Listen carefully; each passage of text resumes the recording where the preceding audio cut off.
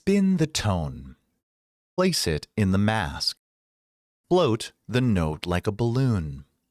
Anchor the breath. Sing into the colors. Descend on that high note like a leaf gently falling onto a lake. If you've taken voice lessons, you've heard instructions like these. Maybe one of them changed your singing overnight. Maybe one of them made you more confused than when you started. And maybe, if you're being honest, most of them did absolutely nothing at all. Welcome to Voci.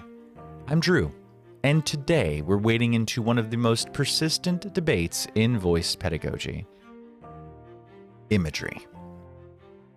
The metaphors, the visualizations, the poetic language that voice teachers have passed down for generations. Does it work? When does it fail? And is there a smarter way to use it? My imagery origin story. I grew up with imagery. Even before I started private voice lessons late in high school, choir directors were painting pictures for us. Breathe through your legs. Brighten the vowel.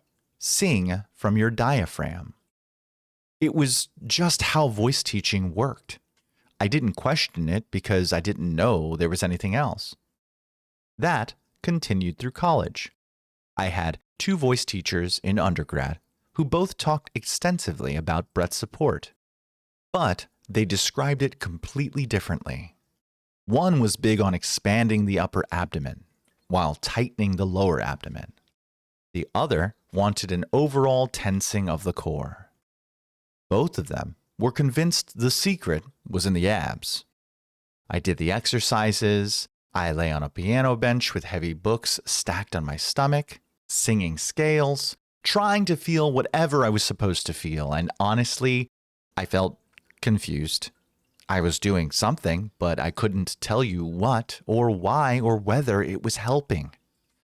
The real shift didn't come until years later, well into my teaching career, when I attended an Estel voice training.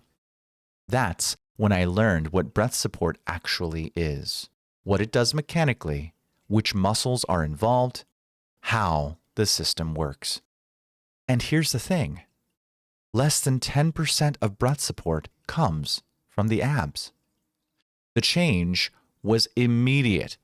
Within a week, I had noticeably better dynamic control, and I'd added a full step to the top of my classical range. Not from working harder, from finally understanding what I was trying to do. That was my overnight transformation, and it made me rethink everything I thought I knew about how to teach singing.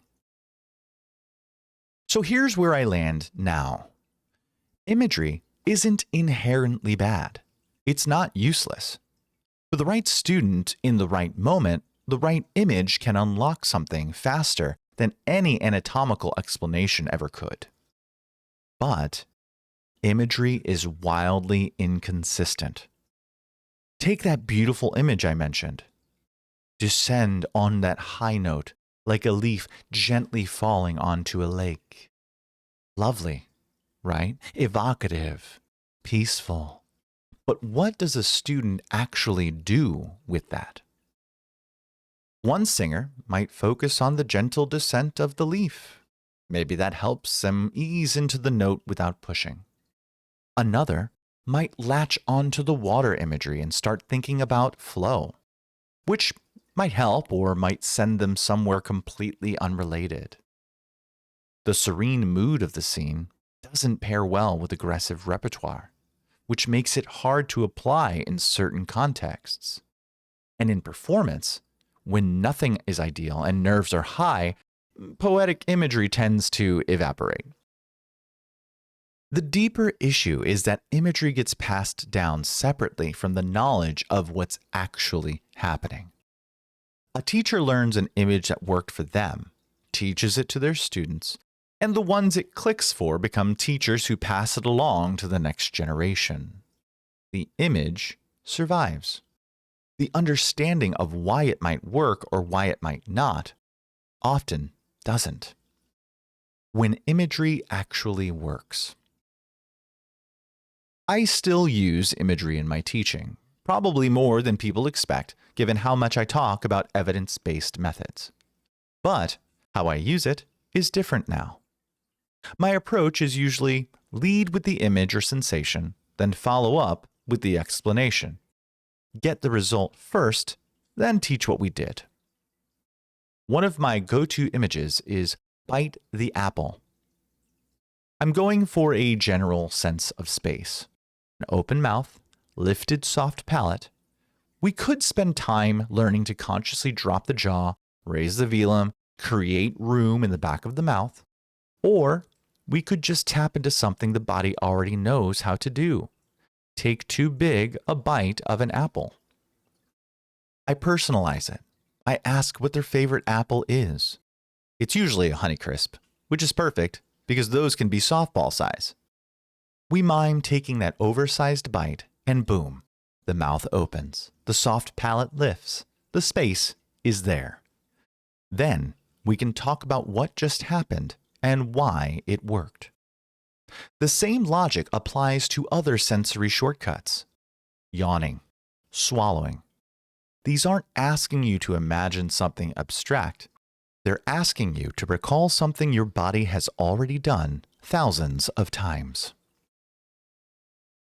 The only image I regularly use that's more purely metaphorical is the one I borrowed from Timothy, about legato.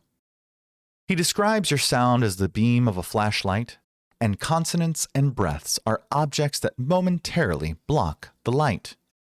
The goal is to keep the light shining as much as possible, minimize the interruptions, maintain the continuous flow. That image works because the metaphor and physics actually line up. Sound is continuous until something stops it. The flashlight isn't asking you to invent a sensation. It's giving you a visual framework for something real. Tangible versus abstract. So what separates imagery that works from imagery that doesn't? I've started to think about it as tangible versus abstract. Tangible imagery connects to a physical action or sensation the student has already experienced. Bite the apple, yawn, swallow. You're not asking the brain to invent something new. You're asking it to retrieve something it already knows. There's a real anchor. Abstract imagery asks the singer to conjure the sensation up from scratch. Spin the tone. Place it in the mask. Sing into the colors. These might mean something to the teacher who invented them. They might even mean something to certain students. But they're not grounded in a shared physical reality. And then there's imagery that assumes a sensation not everyone has. Place the sound forward. Or feel the resonance in your mask. Only works if you actually feel that vibration. And a reasonable percentage of singers simply don't. If the image requires a perception the student doesn't have access to, you're setting them up to either fake it or feel broken. The more an image requires pure imagination, the less reliably it lands.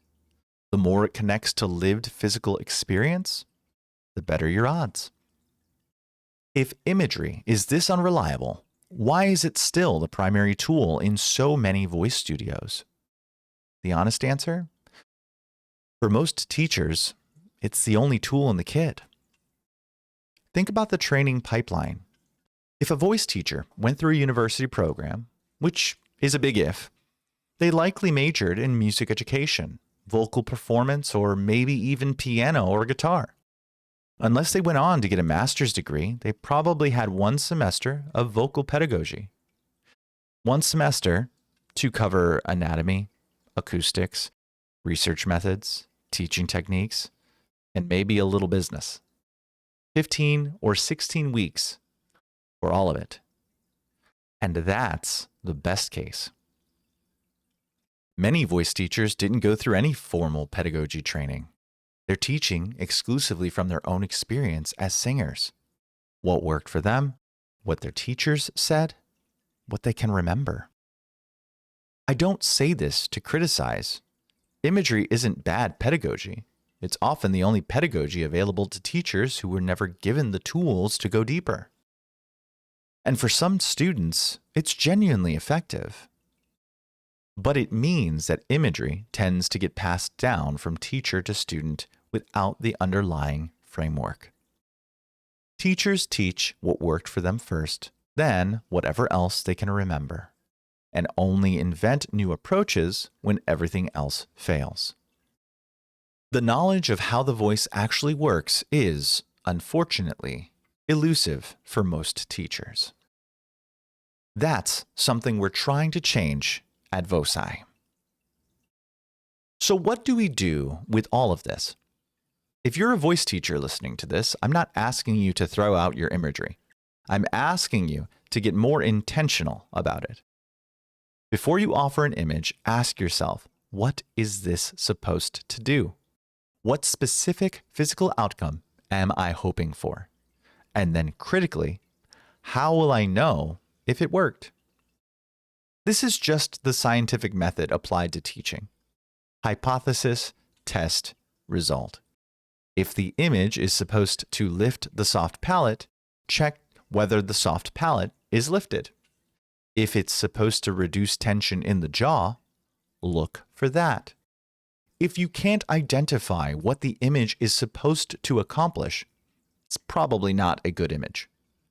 The more clearly you can articulate the intended outcome, the more effectively you can tailor and adjust your approach for each individual student. Some singers will respond beautifully to imagery. Others need anatomical explanations. Still others need to see it on a diagram or feel it with their hands. Knowing what you're actually going for lets you try different paths to the same destination. And here's the thing. Our vocal traditions are remarkably effective for certain styles of singing. Centuries of accumulated wisdom got a lot of things right. But technique has also changed significantly over those centuries.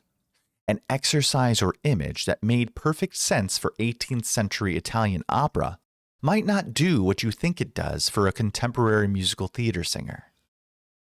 Context matters. If you're a singer listening to this, someone who's been on the receiving end of a lot of imagery, maybe feeling confused or frustrated, here's what I want you to know. Learn what your voice is doing. Learn the anatomy. Become literate in your own instrument. If thinking about a note descending like a leaf keeps you from going flat, great. But then ask why.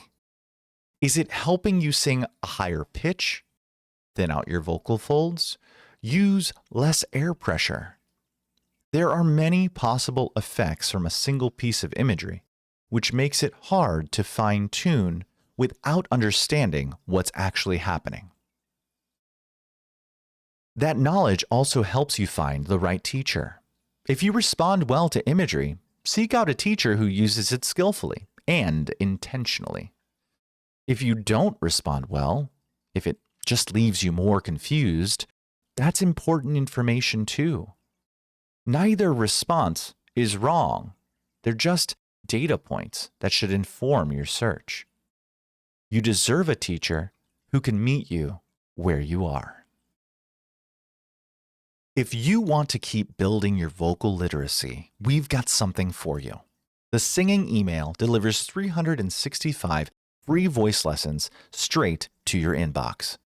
At your pace, covering everything from anatomy to acoustics to practical technique. Sign up today at voicescience.org/free. And as always, keep singing smart.